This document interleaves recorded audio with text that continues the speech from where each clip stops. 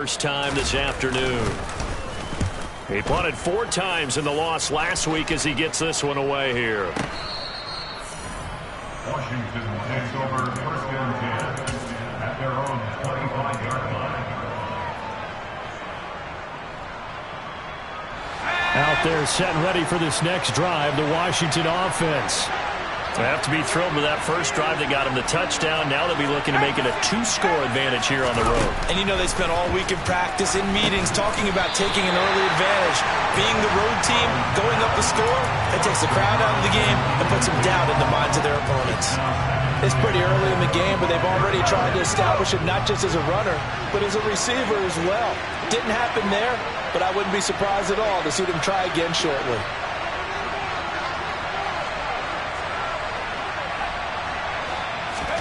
Throwing again on 2nd and 10. Howell. And this one incomplete. Too much contact to hold on to that one, and it's 3rd down. They'll put a check mark in the box where the defense coordinator was saying, how well can we stay with these receivers if we're in man coverage? Because he just did it on that one, forced the incompletion. That allowed him to get bolder with his pass rush, won't it? Absolutely. Frees up your guys elsewhere.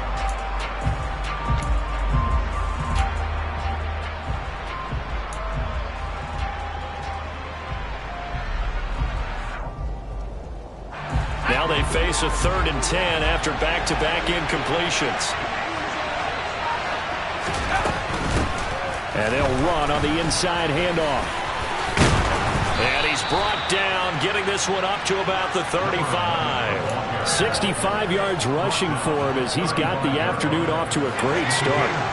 Ball up to the 35 now as they come up on 1st and 10.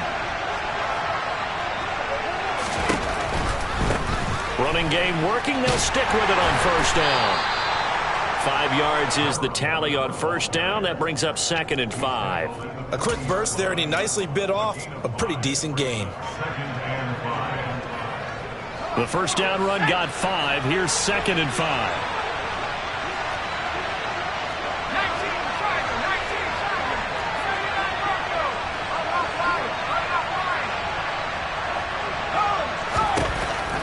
He'll look to throw it. Rifles one, and that's going to be intercepted. And he will bring it back. It's a pick-6 from Bengals JD. Making back-to-back weeks now with a pick-6 for him. He had one a week ago. Talk about being in the groove, and what are the odds of what we're seeing right here? You don't see it happen very often. Listen, if you get a pick-6 in a season, it's been a big year, let alone back-to-back weeks. I'll tell you this, I wouldn't play cards against this guy without him.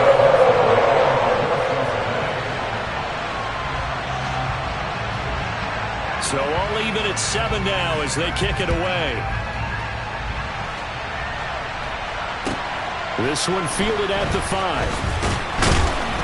And able to get this across the 20, but not much further as he's dropped at the 23-yard line.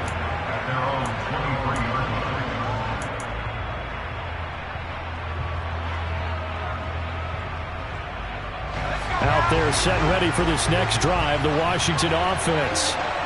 Remember, they were just out here a moment ago through the pick-6, so we'll see if they can take better care of the football this go-around. Yeah, and sometimes, partner, I think it's almost better that you just throw the pick-6 and you come right back out on the field. You're not over on the sidelines dwelling for it for very long. You're not hearing everyone say, hey, you'll get them next time. Hey, don't worry about it. All that stuff just goes right out the window. You're right back out on the field with a chance to atone.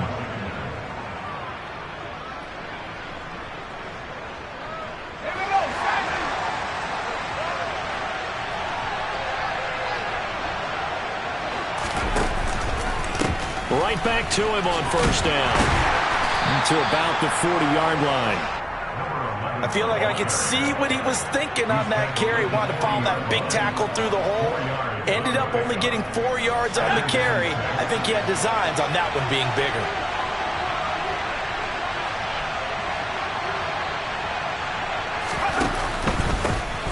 On 2nd down, they'll run it here. And the reinforcements come in as they're going to stop him behind the line. A loss on that play, and now 3rd down gets tougher. 3rd and 6. An interesting and intriguing decision there defensively because they kept extra DBs on the field. despite seeing the multiple tight end look that came out for the offense. I thought they were going to switch out of it. I didn't know if they felt they didn't have time or what the case was. Well, in any event, the extra speed allowed for great penetration as they stuffed that one behind the line of scrimmage. And we push this forward only to about the 42-yard line. Washington going to send out their punter as he'll come on to kick this one away. And he gets this away, and look at this. This is a good one. Now, this is going to carry well into the end zone for a touchback.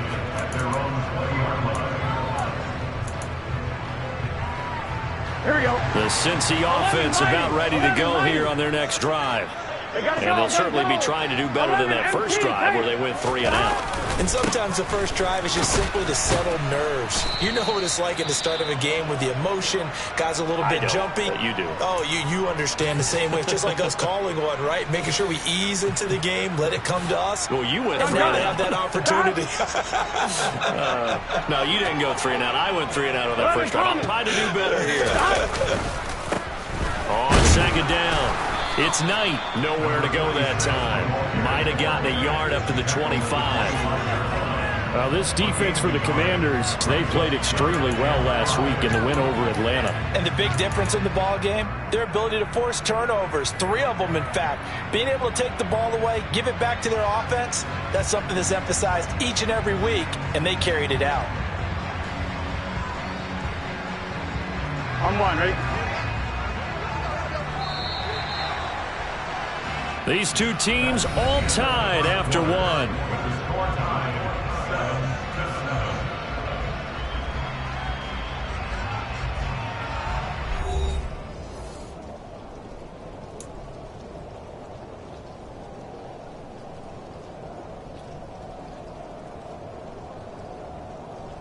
On one, ready? They'll need 5 on this play to move the sticks. 12, 12, 12. 11 MT, 11 MT. Now it's Burrow. Man open, that's Jamar Chase complete. He's got this almost to the 40 before going out. The LSU connection, Burrow to Chase for the Cincinnati first. If you're going to blitz, likely going to leave you in man coverage with this guy, and that is less than ideal. It is because just about any offense that has an elite receiver, if you blitz and have him in man coverage, you're going to him, even if he has an elite defender on him, because he usually knows where the ball is before the defender does. 11 MT. It's a loss of 2. Brings up second. 12, 12, 12. 11 90, 11 90. On second and 12, Burrow. Oh, that'll be incomplete. Well, he took a shot as he let that go. And it's going to bring up a 3rd down. The good signal callers will never go back in the huddle and play the blame game because they need those guys to protect him. But on that last one, his offensive line, they lost their leverage very quickly, and that's why they were able to get to him and hit him as he tried to throw the football and force an incompletion.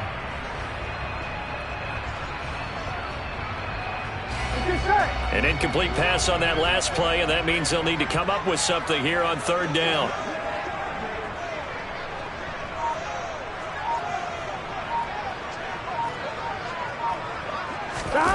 Play action. It's Burrow.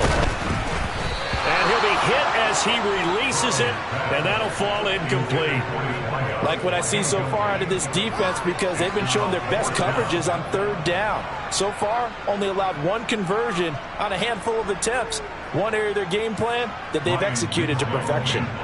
The Bengals bring out their punter now as he'll punt it away for the 2nd time. He steps into this one, and this is a rocket. And a bit of a mistake there. This is well into the end zone for a touchback. At their own 20-yard line.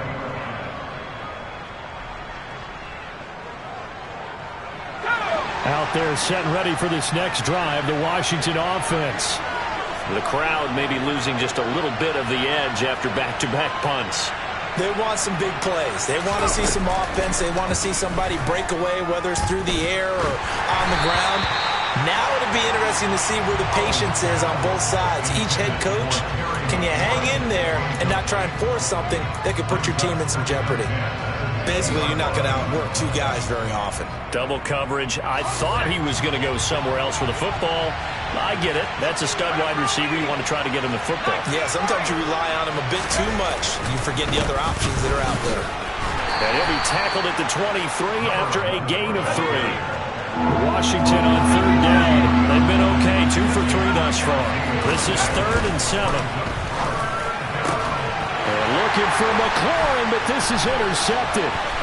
Darius Slay with a pick. And he will bring it back. It's a pick 6 from Bengals TD. Well, that's what you get, apparently, when you try to take on a Pro Bowl cornerback. And what a play there to make the interception and also bring it back for 6. And he is so good that we've seen teams absolutely stay away from throwing the ball at him. Here, he's just reading the quarterback's eyes the entire way, makes a great play on the football, and turns it into 6. Extra point by McPherson, up and good. And that makes the score 14-7.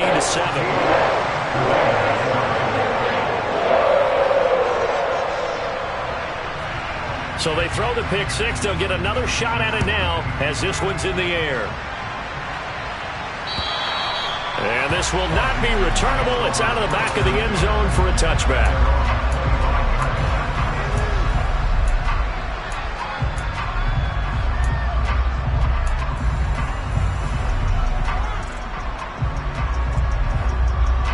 Out there set ready for this next drive, the Washington offense. Al throwing again after the pick 6. And for the 3rd time here in this half, it's intercepted. Darius Slay with a pick. And the Bengals are going to take possession of the football. A nightmare of a first half for him. That's now 3 interceptions. But Charles, with his talent, if anyone can shake this off and right the ship, it's him. I agree, because you don't get to be one of the best quarterbacks in the league without developing some major mental toughness. So I expect him to go in the locker room at halftime, hit the reset button, and come out a new guy in half number 2. Here we go.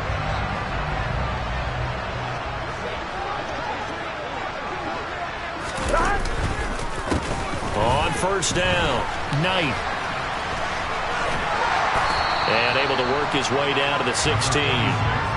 It's a 7-yard carry to set them up with a 2nd and 3. Well, no matter how they phrase it, staying on schedule, staying ahead of the sticks, whatever you want to call it, 7 yards on 1st down, that fits the bill.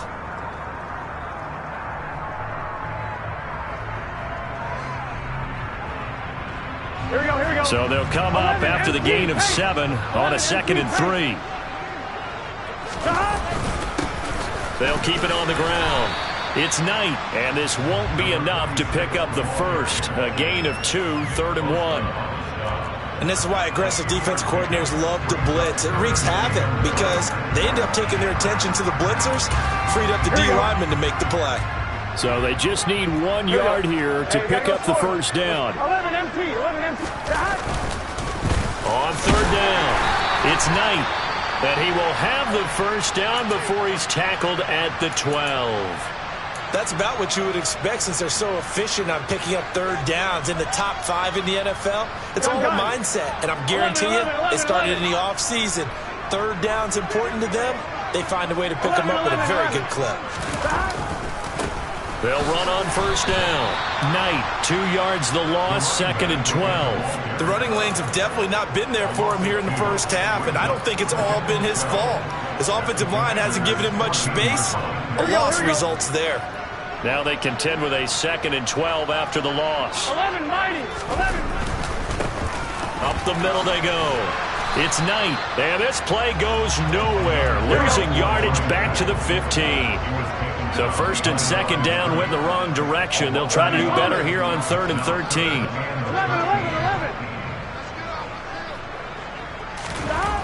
Burrow will throw. And that is caught. He's gone for a Bengal touchdown.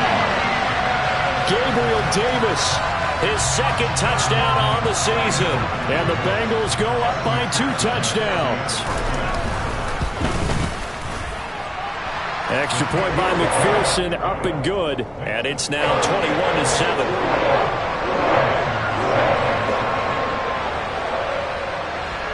After the touchdown, McPherson on to kick this one away.